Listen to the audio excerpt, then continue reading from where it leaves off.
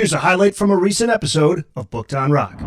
DX Ferris has returned. You've got an even bigger and badder version of your book, Slayer 66 2/3. The Rick Rubin Watch, for those who don't know what that is, talk about that and any new info in this version, in the new version. Yeah, this one, I really expand my profile of Rick Rubin. This is my second Slayer book. The first one is part of the 33 1/3 series, kind of a big deal if you follow music writing. It's all about Rain and Blood, which was Rick Rubin's first real rock record that he produced. So at that point, he was barely known for the Beastie Boys. That record, yeah, I mean, it was just sort of out. It certainly was not the all-time great album. It wasn't recognized as such. But at that point, Rick Rubin was very much known as some New York dude in a leather jacket and long hair who produced rap. And now, all these years later, he's worked with something like 10% of the inductees in the Rock and Roll Hall of Fame. The last time I did the math, Phil Spector was like maybe half that. And Slayer was his first step into a rock and roll production career, working with bands like Metallica, Black Sabbath, Johnny Cash, Red Hot Chili Peppers, so many greats. So the Rick Rubin Watch is something that I added in this version of the book. It charts a lot of the pivotal moments where Rubin and the band had meaningful interactions, where he really shaped things, or maybe where they parted ways. As a rock and roll fan, as a rock and roll writer, I think I have my PhD in Donnie Iris history. We still got to talk about Donnie Iris and the Cruisers, but I wrote a book about them. Like, that's what I consider my doctoral level project. Slayer's sort of my master's. Maybe I could have, if there's a degree in Slayer writing, I've written essentially 3 books about them at this point, because this new version is so new.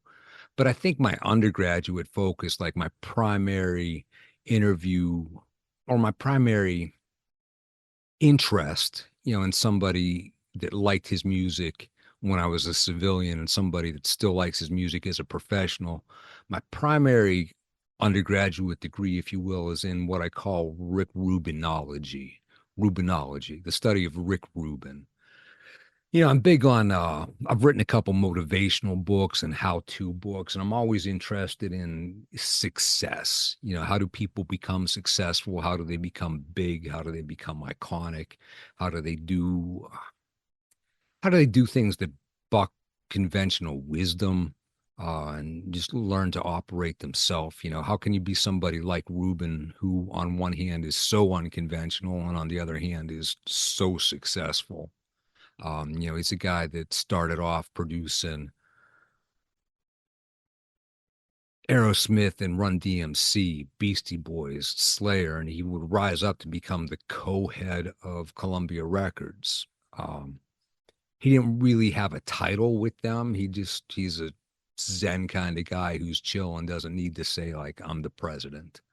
So we chart the band's long relationship with him, and it's by the time that Rubin really hit the stratosphere, by that point, Slayer had long been his longest client, his longest creative partner.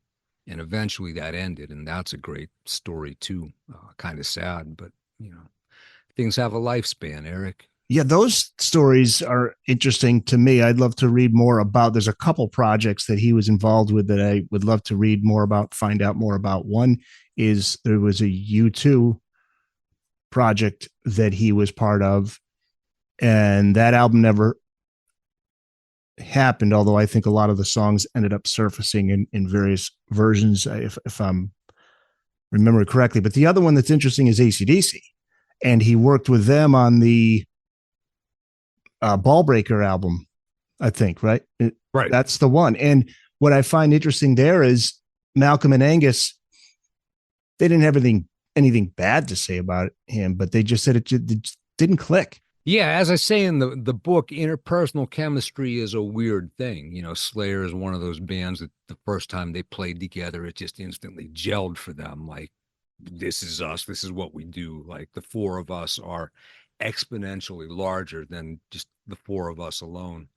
And Rick Rubin and Slayer gelled. And Rick Rubin and so many artists have gelled and have not gelled. Rubin has been very forthright in saying at that point he was just a young dude, and he was leading the charge, going, come on, go, go, go, go, go. This is what we young dudes do. I am young and I have all the energy in the world. Let's do this.